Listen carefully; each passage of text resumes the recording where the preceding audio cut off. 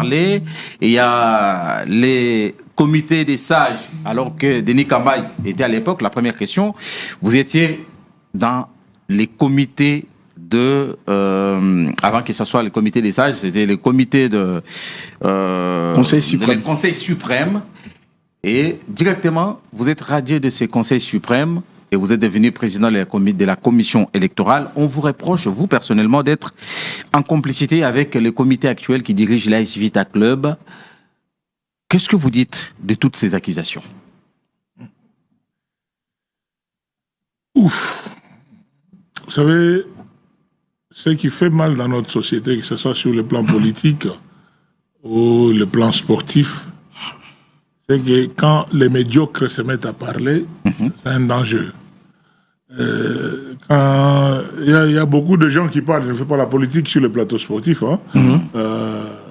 les gens parlent changement de la Constitution, pas changement de la Constitution, mais peut-être ils ne maîtrisent pas les dispositions des articles constitutionnels, de tout ce qu'on dit sur la Constitution. C'est le cas actuellement de ce qui se passe au niveau de V-Club. Denis Kambaye est le président de la commission de réforme de la ASV Club. Aucun V-Clubien, je dis, je pèse, aucun V-Clubien ne maîtrise le texte de la ASV Club plus que Denis Kambaye. Aucun. Que ce soit au niveau du Conseil suprême, que ce soit au niveau de la coordination, que ce soit au niveau du comité général des supporters. Parce que ce sont des textes que j'ai transportés en tant que président de la commission de réforme. Si je peux avoir deux autres jeunes frères qui maîtrisent ces textes de la ASV Club, c'est maître Eric Nkoumou et maître Claude Lussakweno. Mais je ne peux pas faire les débats avec des ignorants.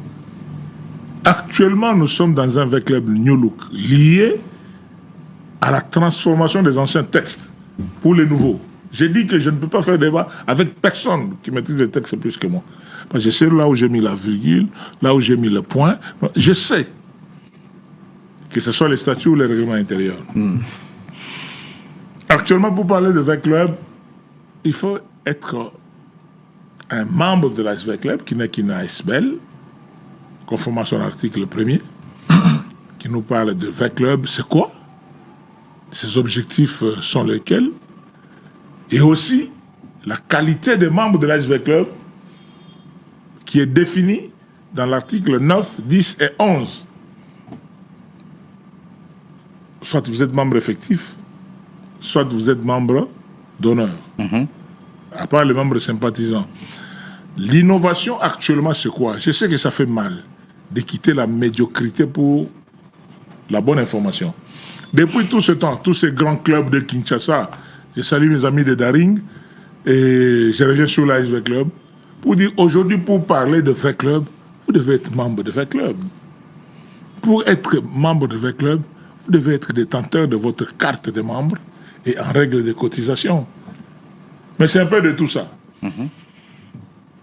Je suis porte-parole du Conseil suprême de l'ASV Club. Et je suis. Parce que ce ne sont pas 3 individus sur plus de 29 qui constituent le Conseil suprême, tous d'une même province, peuvent se mettre pour dire que non, nous nous chassons, ils n'ont pas qualité. Vous comprenez, ça c'est d'abord le premier faux pas. Il ne faut pas attaquer quelqu'un qui maîtrise des textes sur des faux. On doit quitter cette mentalité archaïque de croire, de dire V-Club Nabisso. Non! Cette histoire de V-Club Nabisso, c'était une histoire d'avant, le 30 avril 2026. Maintenant, nous avons des textes qui rappellent que V-Club est une équipe, il y a l'État. C'est les colons de l'époque, les autorités belges, qui avaient demandé à Père Raphaël de la Ketune, Mundele Yangani, restructurer Bana Oya Citas. Citas, c'est Barumbu. Qui étaient essentiellement les Bazombo et les Bakongo, qui jouaient au football. Il faut retenir. Et notre première dénomination, en 1935, le V-Club d'aujourd'hui s'appelait Renaissance. Pas Renaissance ou Aguilelo, dans les réseaux sociaux. Alors, le V-Club d'aujourd'hui, en 1935, s'appelait Renaissance. En 1949, nous devenons Diable Rouge. C'est comme ça que vous voyez V-Club des fois porter les couleurs rouge-noir. Et à l'authenticité, avec le maréchal Mobutu, nous démenons Victoria Club jusqu'à Vita Club en 73. C'est des choses que je maîtrise. Pour ne pas prendre beaucoup de temps parce que tout est chronométré, dans 20 clubs, il n'y a pas de problème. Vraiment, chers amis.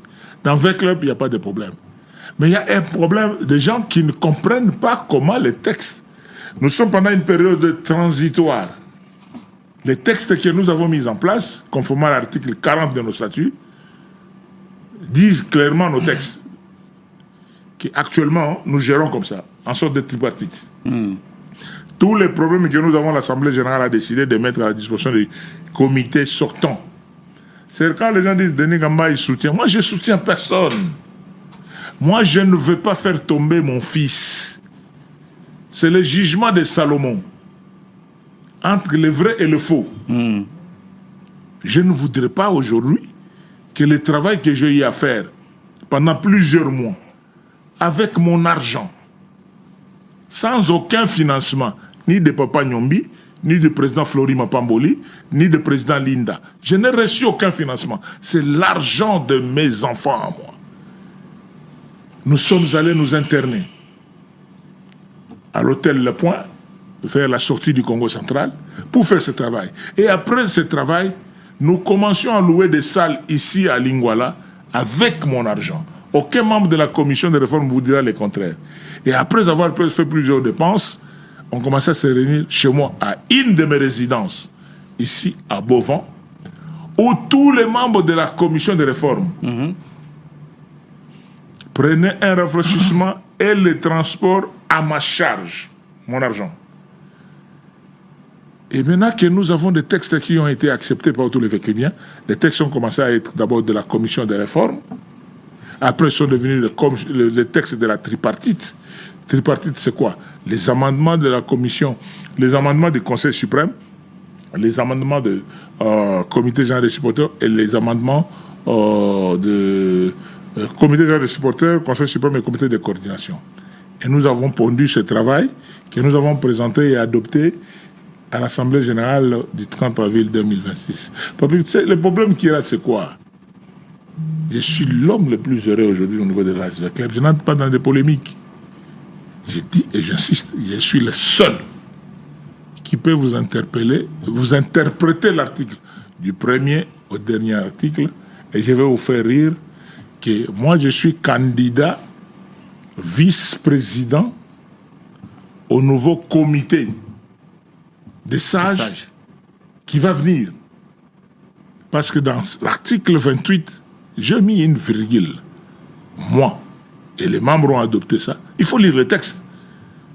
Nous aurons maintenant un comité des sages de 3 ans, renouvelable par consensus, avec un président que je voulais et que je soutiens, le vieux Gabriel Nyombi, comme président, parce qu'il est détenteur de alors qu'il n'y a pas encore, des élections. Vous non, avez il n'y a pas des élections. Mais j'ai dit, je me prépare.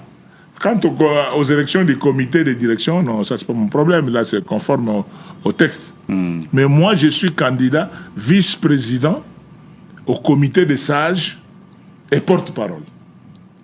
Voilà des fonctions que j'ai mis dans le règlement intérieur, l'article 28, alinéa 3, où j'ai dit, premier article, premier alinéa, les comités des sages comprend un président, 6 vice-présidents, un rapporteur adjoint, un trésorier adjoint et des conseillers.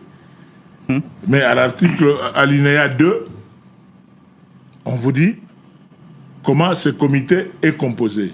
Mais alinéa 3, il y a un bémol qui est là, où on dit un des vice-présidents et des droits porte-parole. Et le vice-président des droits porte-parole, c'est moi. Parce qu'au niveau du comité des sages, personne ne peut communiquer mieux que moi.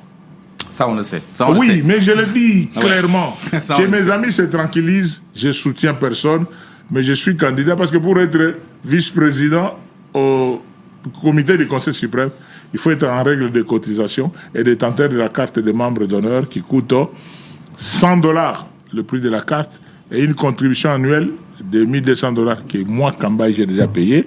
Et au niveau de ces bureaux-là, il y a Papa Nyombi qui a payé